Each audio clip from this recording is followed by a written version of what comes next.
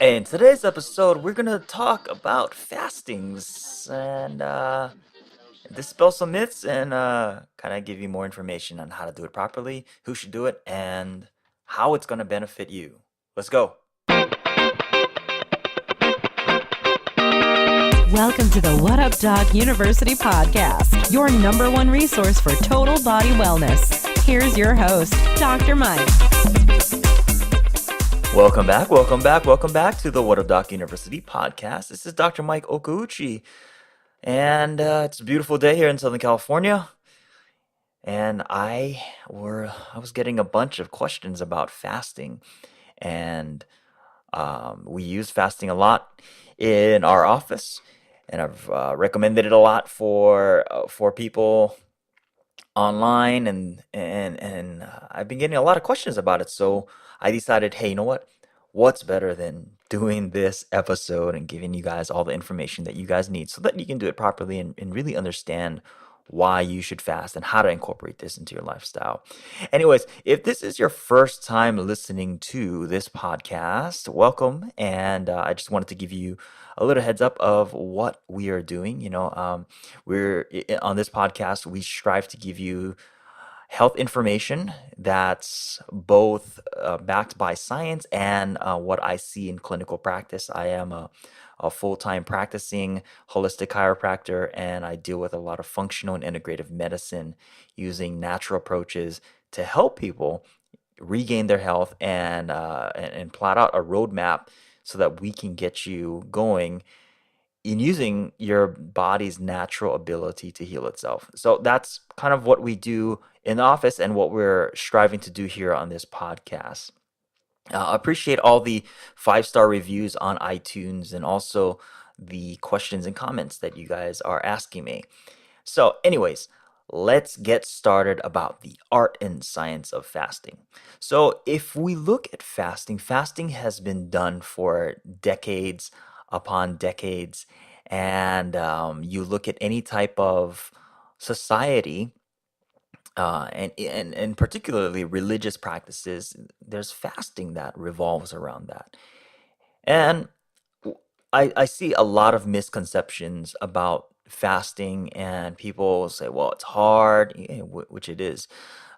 But if we look at how our bodies are designed, and we were talking about from an evolutionary biology perspective, and we look at from hunter-gatherer days to modern day, we see that our bodies are designed for times of feast and famine. And if you go back to my detox episode, I talk about this idea of feast and famine.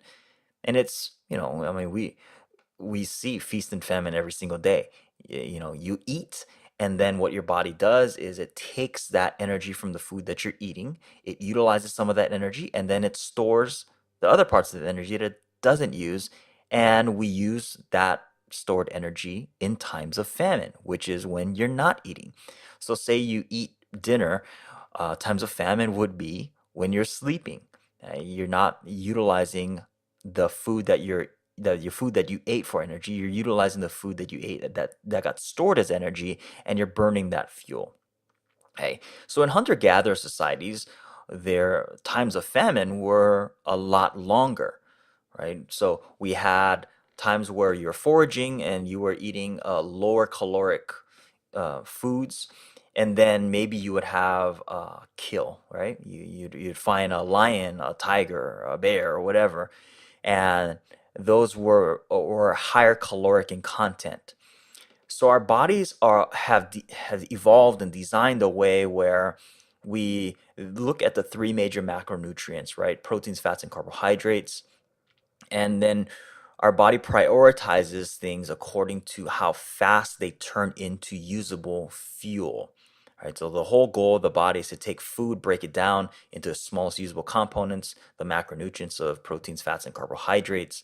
That gets into the cell, ultimately getting down to the mitochondria, where the mitochondria will then make ATP. Right, so the whole goal of it all is to use that for energy, right? Use the food that we eat for energy. But it's also devised ways that we can store for times of famine. Right? It just makes sense that way. Now, when we look at hunter-gatherer days and then we overlap that or we overlay that into modern day society, we see that we don't typically go into times of famine as much. Okay, so let me back up and give you a little bit of biochemistry. I don't like to give too much of biochemistry and get you confused, but there are a couple hormones that we got to know about. One is insulin, the other one is glucagon. So when your blood sugar rises, insulin is secreted so that we can get that blood sugar down and we can transport glucose into the cell. And then as the blood sugar starts to drop, because you're utilizing that sugar for energy, glucagon then becomes secreted, and then you start to increase in um, you know, uh, your blood sugar levels will increase by releasing glycogen stores, and then other hormonal pathways will start to trigger lipolysis for gluconeogenesis, or making glucose out of either protein or stored fats. Okay, so that's basically how the body works. You eat, blood sugar rises, you utilize some of that blood sugar for energy, and then insulin is also a storage hormone. So it stores some of that excess caloric intake from sugar into fats. And this is supposed to happen. Problem is that in modern day society, right? Remember, we're overlaying hunter-gatherer hunter-gatherer lifestyle, what our genes are programmed for, what our physiology is programmed for, and we overlay that into modern day lifestyle where we're always in this state of feasting, and feasting equals storage. So if we never ever go into a state of famine, it's very difficult for our bodies to burn off that excess energy. Okay, so I'm just trying to recap stuff there about why our bodies are consistently gaining weight, right? So this idea of feast and famine. Now, if we're always in this feast mode, it means that we're always going to be storing. So what we need to do is we need to elicit times of famine or artificial famine. And this is what fasting does. Fasting elicits the genes that are coded for famine that we were programmed for. Okay. And a lot of times, our bodies are instinctively doing that for a healing process. This is why, like, when we get sick, a lot of times we lose our appetite because our body knows, well, if I don't increase energy intake, I can then go into a healing mode. And that's what we want to talk about in this episode. So let me give you some of the benefits of fasting. Okay. There are a bunch of different benefits to fasting. I know a lot of times you think, fasting, I'm just starving myself and it sucks. I'm so hungry. Well, there are some benefits. And if you understand these benefits, I'm not saying that the hunter-gatherers understood these benefits, it was just instinctual. But with modern day science, we've been able to find that fasting actually has scientifically backed benefits. One is, we already talked about this, is that you're going to retrain your body how to burn fat for energy. And this is one of the more difficult things that we find in society today is people go on these diets and they go on these yo-yo crashes, and they may lose weight, but they gain it back and they start, going through these ups and downs, and they don't necessarily retrain their body on burning fat for energy. So when you go into a controlled fasting environment, you then would retrain your body how to burn fat for energy. Now, at the end of this, I'm going to teach you guys how to do this effectively. Note that just because you start on a fast doesn't necessarily mean that your body will automatically go back into burning fat for energy. You have to retrain your cells to do that. And we're going to give you a clear outline on how to do that. So one of the benefits, again, is teaching your body how to burn fat for energy. The second one is a really, really important one, is you're going to start to improve insulin sensitivity. This is very, very big in the diabetic circles, because we know that in type 2 diabetes, your cells are not that sensitive to insulin, and the insulin receptors don't necessarily work with the insulin being provided. So fasting will actually improve that sensitivity. Fasting, along with other stuff like resistance exercise, is obviously changing your diet, but fasting is a really, really big one. For those of you who are those type 2 diabetics, which are very reluctant or skeptical to induce fasting or try a fasting program, this works really well for you again, but you do have to monitor your blood glucose levels in the beginning because your body is not yet trained. So we're going to teach you how to train your body and your cells how to get into that fat burning mode and then improve your insulin sensitivity. If you have questions about this, I mean, one of the greatest resources you can go for this, and a doctor that specifically deals with type 2 diabetes and fasting, is Dr. Jason Fung. He's the preeminent authority on that, and I've studied his work for a few years now, and I've implemented that, and I can concur with his findings as a research that this does work specifically for type 2 diabetics, and it works really well. Okay, so second one is improving insulin sensitivity. Third one is fasting improves and increases growth hormone production. Uh, Growth hormone production is very, very essential for repair of organs. And this is the one thing that we see in chronic degenerative diseases is that over time, if there's not enough growth hormone production, your organs just start to degrade. So fasting helps with that. And then the fourth one is one of the most important things that I typically look at and why I love the benefits of fasting, which is that it improves this thing called autophagy. Okay, and autophagy is this very, very big word that basically talks about how the weaker cells in your body are removed and the stronger cells survive. So it's basically like natural selection inside of your body. The weaker cells that aren't adapted to the different stresses and rigors that you would put your body through, it gets sloughed off. And the reason why we want to see autophagy, it's basically like cleaning your body from the inside out. We're getting rid of the cells that could be prone to things like cancer. And the process of autophagy is something that happens all the time. Your body naturally clears out the cells that are not fit to, move on or survive or function. That's what the body's supposed to do. And this is, during times of in the past, when in our hunter-gatherer days, when there was decreased nutrient availability, our bodies adapted to this by getting rid of those less fit to survive cells, because what it did is it conserves energy. If there are these less fit cells that was eating up energy and it didn't need to, it would cost your body that energy, the energy input and the energy output. So if the body designed the way it says, well, let's get rid of the lower tier cells, then we don't need to have so much caloric input. And this was just a way that the body cleansed itself naturally. Okay. And you can look at all these different studies, and I'll have the studies linked up in the show notes, but autophagy plays a very, very key role in diseases like cancer, heart disease, diabetes, any type of liver disease, autoimmune diseases, Alzheimer's, dementia, infections. And again, like I said, I'm going to put the links to these studies in the show notes, and go ahead and read these studies. I don't want to go over through all of them. I don't want to take too much of your time, but so I'll link it up, and you'll be able to read it. It's pretty fascinating stuff. Okay. And let's kind of shift gears. That was more of the academic side. I want to shift gears into how do you fast properly. Well, the first thing when you start fasting is we're going to talk about mindset.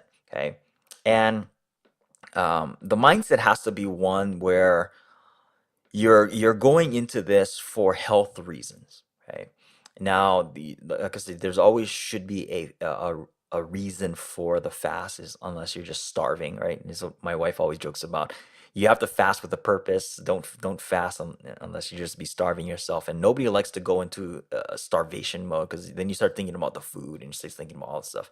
So you want to go into a fast with a proper mindset that you're doing it for health reasons. And when I see patients going with this mindset, they do way better than those that they're just saying, well, I'm only focusing on the things that I can't eat and I don't have enough food.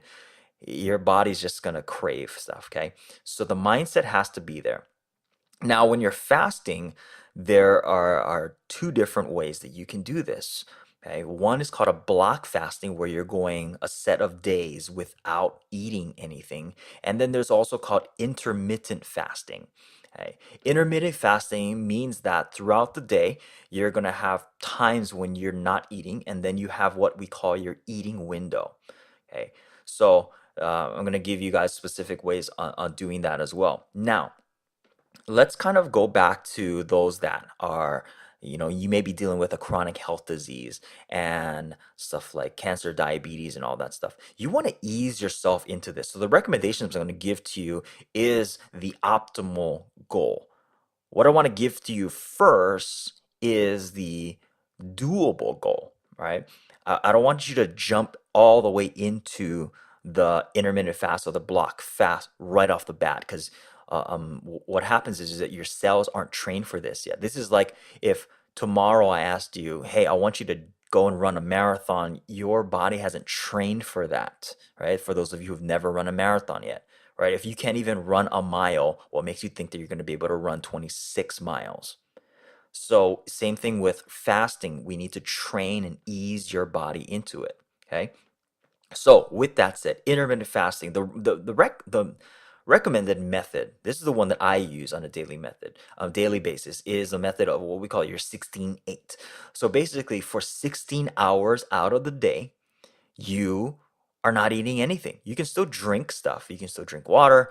You can have stuff in your water, but you're not eating anything. You're not increasing the caloric intake, and you're not increasing carbohydrate intake during that time. So 16 hours, and then you have what we call your eating window in this 8-hour period.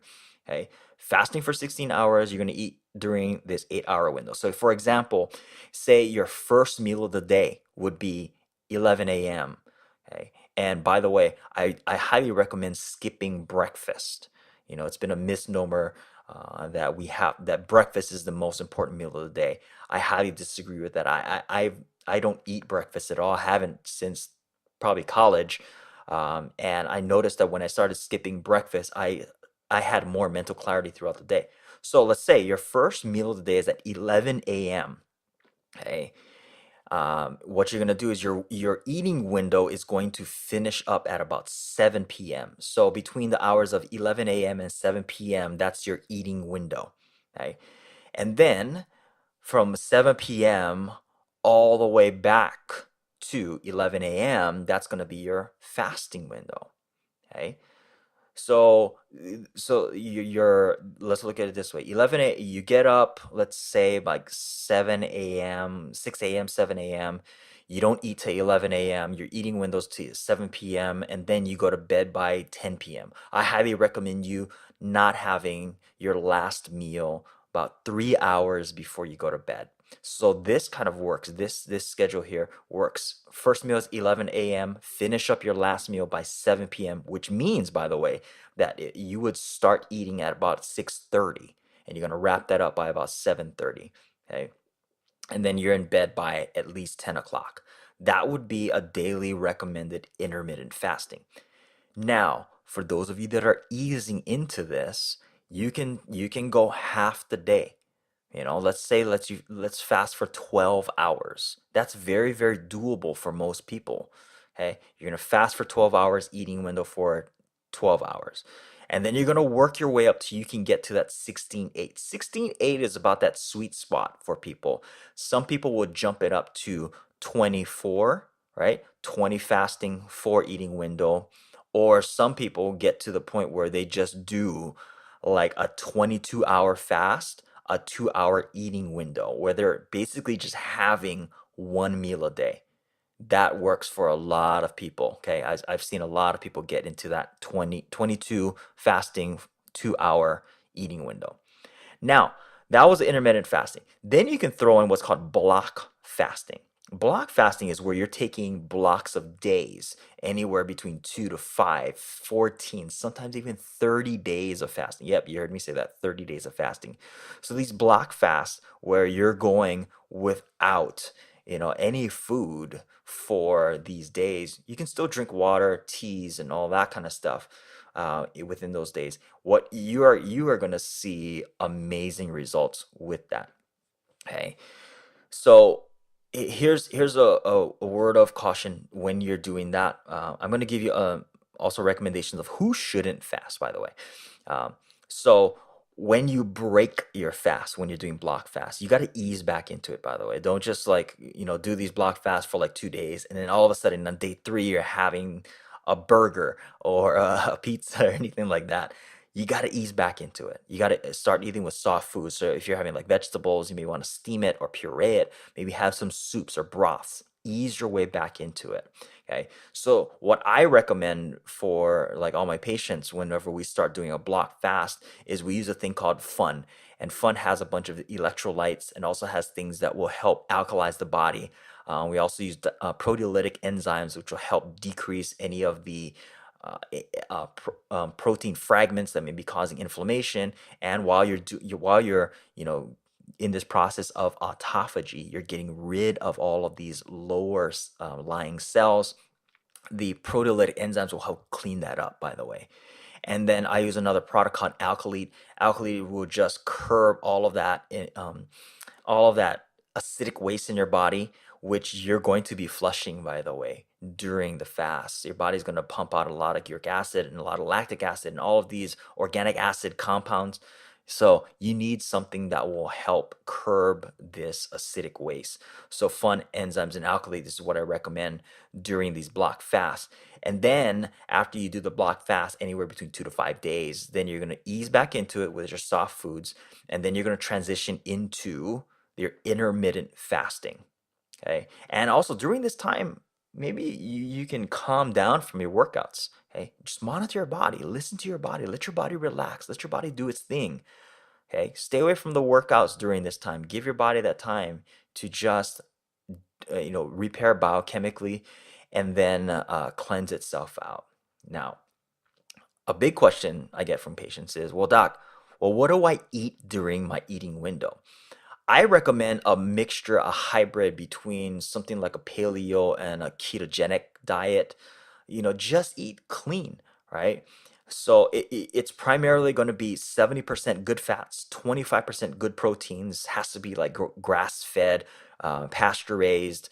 The meat, if you're eating it, should still be on the bone.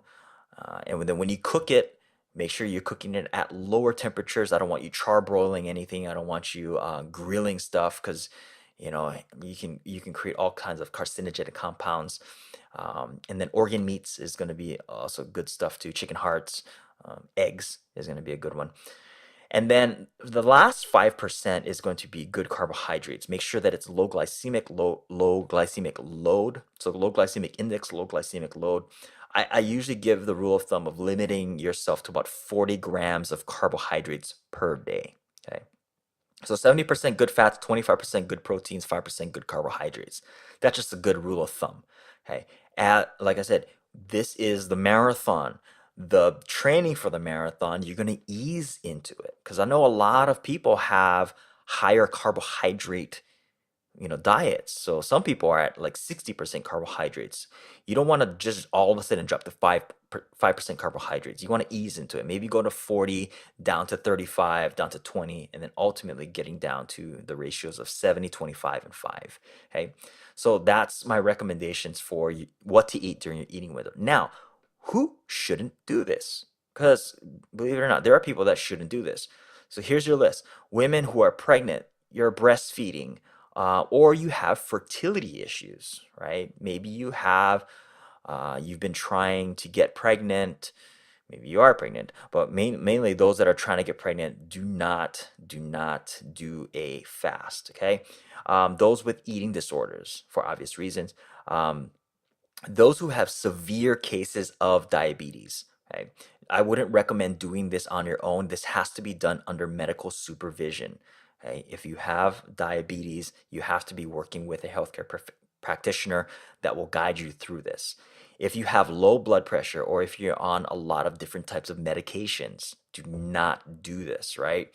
Like again, and this is my disclaimer. Again, I should have done this at the beginning, but my disclaimer is this is just for your informational purposes only. Do not start these types of programs or any type of other things that we talk on the podcast without consulting somebody first.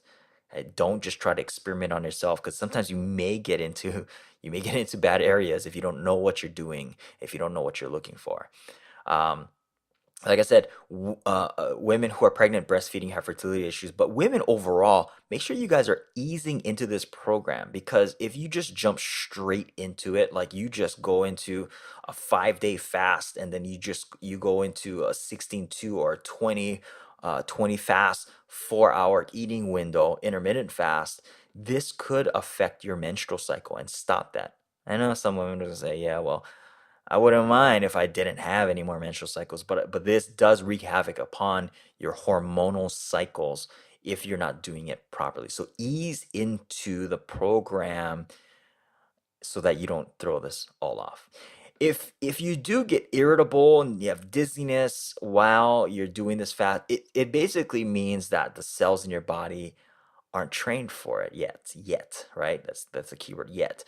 It's just like running a marathon. If you all of a sudden just get up today, you've never run a mile in your life, and you start and go like 15 miles, your body's not going to be able to handle that. You got to ease into this. Okay? So you got to retrain your body to do this properly. So that's pretty much what I have and what I recommend for my patients in my office on how to do fasting properly. Remember, our bodies are programmed for feast and famine, and what we're doing is we're reprogramming and reattaching our body to how it naturally functions. So hopefully this was informative for you. Again, do not partake in this until you know and you've been under the guidance of a healthcare practitioner and you know that this will be healthy for you. If you love what we're doing here, please leave us a 5-star review on iTunes. Head on over to www.whatupdocuniversity.com and you can find all of our episodes there.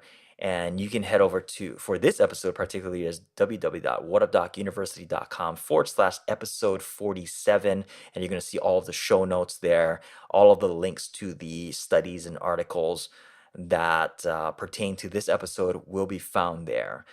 Love all the comments, love all the interaction. And if you feel like joining our Facebook group, you can do that. I mean, it's a free community, free Facebook group. Head on over to www.whatupdocuniversity.com/FB group. You can find me on Instagram. My handle is Dr. Mike Okouchi, Dr. Mike Okouchi. That's pretty much all my handles everywhere on Instagram, Twitter, and Facebook. And hit me up if you have any questions, comments. Hit me up on any of those social media platforms, and be glad to answer your questions. But like I said before, health is a journey, guys, and health is your number one asset. And we only get one body to live in. We can't just move out of our body and into another body. It's the only place that we have to live in our time here on Earth. And we got to take care of it. And that's the whole goal of what we're doing here at What Up Doc University podcast, is we're trying to give you the information so that you can know how to live in your body healthily, so that you can live at your highest and your best performance and expression. And hopefully you got some information from this episode. If you have questions, again, feel free to reach out to me. But until the next time we talk, I shall see you later, and hopefully later and later. Subscribe to the podcast on iTunes. But till the next time, be well and aloha.